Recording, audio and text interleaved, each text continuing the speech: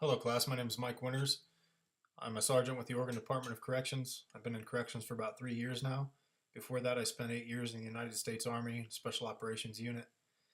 My Week 5 presentation is going to be on treating veteran suicide. It's an epidemic that's killing our veterans at a rate of about 22 a day. I find it to be unacceptable. Combat veterans who are deploying are having issues reintegrating into society. There's things they don't know how to deal with that they saw over in Iraq and Afghanistan and other theaters of combat. And there's things that the VA needs to do and the government needs to do to rally behind them and help them figure out what's going on. Veteran suicide is at an all-time high. It's never been an issue like this. Lately, we've been losing more veterans to suicide every month than we are in combat zones. And when we're on 2 or 3 different fronts around the world, it's unacceptable to be losing this many people stateside.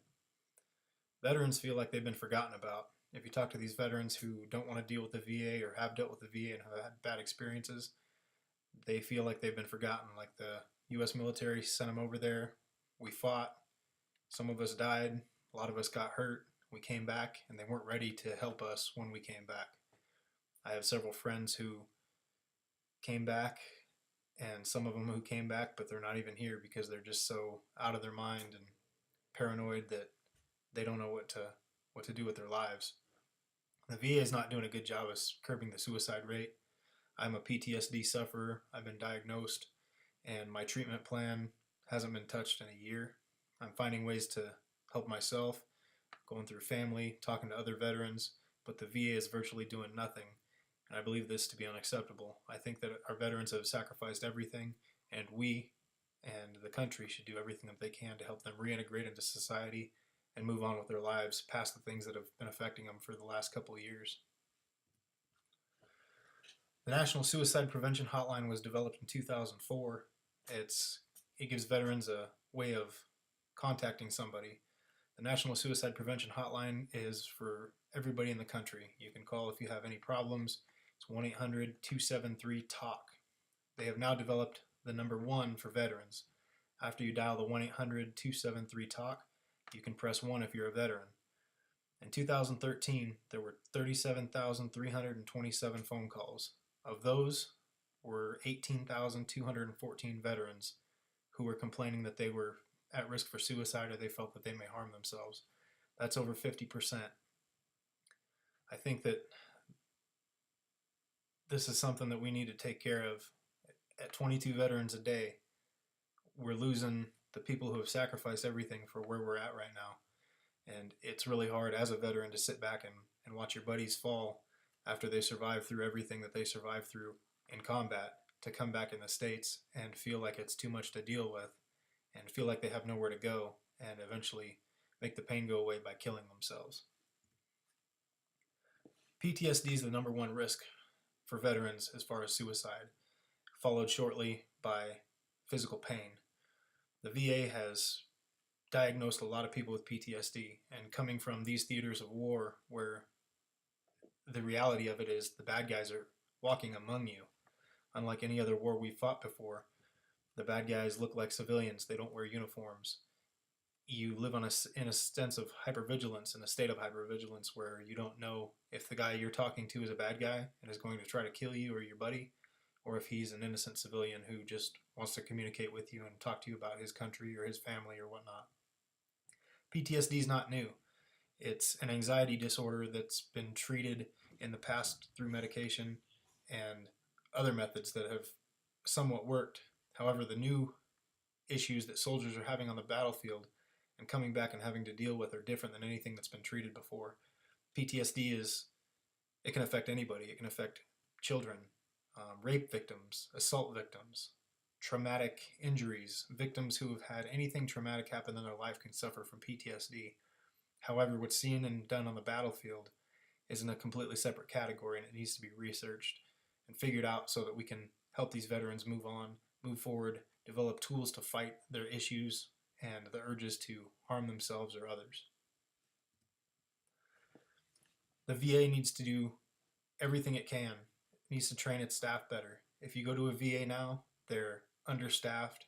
There's long waits. Sometimes they'll have people drive 100+ miles and then cancel their appointment once they get there.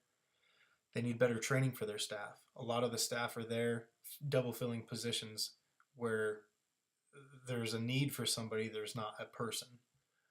They also need to reach out to veterans who are high risk. Your special operations soldiers, soldiers that are on the front lines kicking doors down on a daily basis, soldiers who may have gone through a traumatic event, may have lost a friend, a brother, somebody that they loved, somebody that they cared for.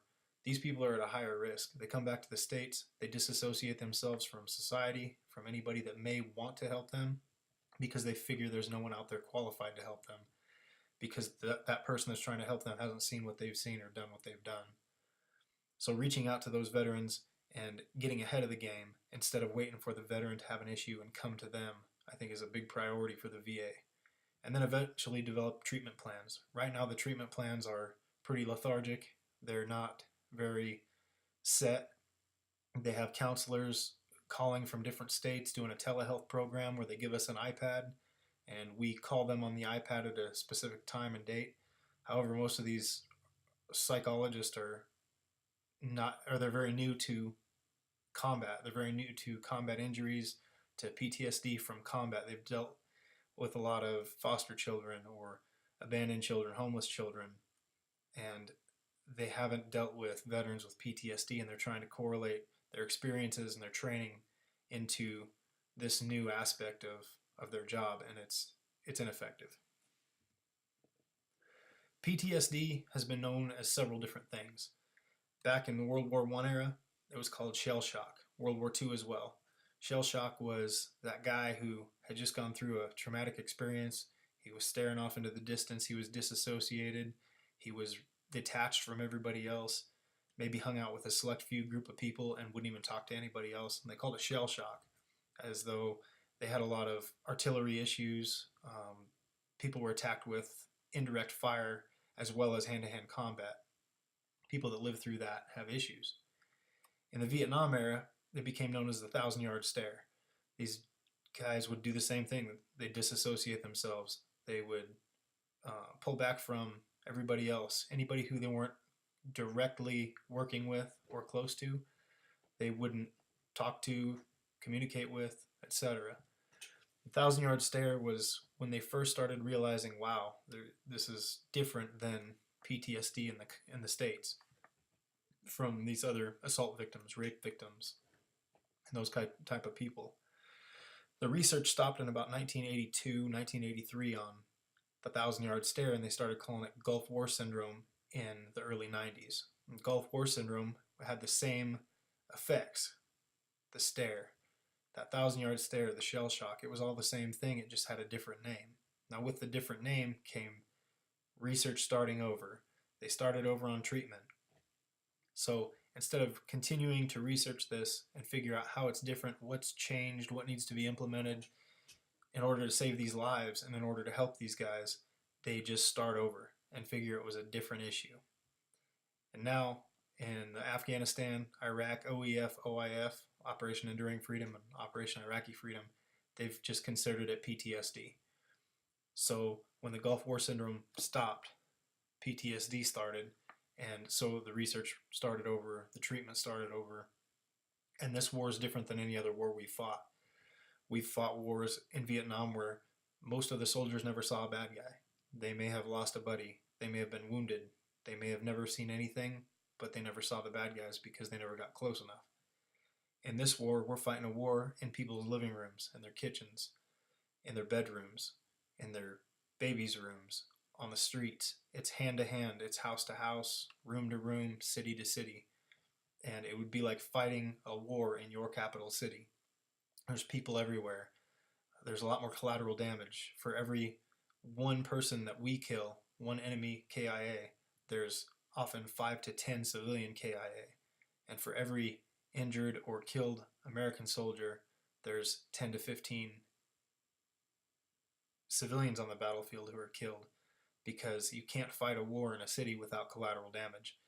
And seeing this, these soldiers have to clean this up. They have to go in there and take care of these injured civilians as well as their buddies. They have to clean their buddies' blood off their gear. They have to clean their buddies' brains out of trucks.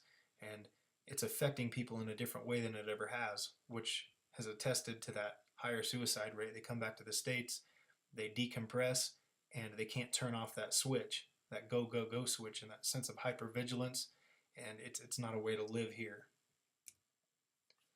In conclusion, the VA needs funding. You can't do something with nothing, and I understand that they don't have the money. So what they need to do is they need to ask for it. The VA needs better case planning. They have to determine what these veterans are, or who these veterans are who are at high risk, and kind of stop it before it starts and tell these guys, look, this is what we have. Bring in veterans that want to counsel these people. It would help for somebody like me to sit down and talk to somebody who's been deployed 4 times for 56 months like myself, who's been injured 3, 4 times, spent 19 months in a hospital. If I could talk to somebody who'd been there, who'd done that, we could have an intelligent, easy conversation that would allow me to put everything out there and know that this person knows what I'm talking about. And then maybe transition to a therapist or have somebody who is a veteran that's a therapist. I think that would help. PTSD needs to be better researched. They need to do some research on how this is affecting people, why it's affecting people the way it is, and what, if anything, they can do. And when it comes down to it, I think that the VA needs to come up with a number. This is what it's going to cost us to do this. Go to Congress and say, we need this amount of money, and this will help us stop the suicide rate. And if Congress turns their back on the veterans, then we don't have a way to fix this, but it'll be apparent. The VA needs to say, this is the number we need, give us this money, and we'll fix it. And I think that the veterans would be more open to it if some of these boxes are checked instead of just going in and being another number or statistic in a VA hospital. So this is a presentation and a speech and something that's very dear to my heart. I've lost several of my friends, both in combat as well as back in the States, and it seems like more and more of my friends are suffering worse than they were before every time I talk to them, and it really hurts. So I hope you guys enjoyed it.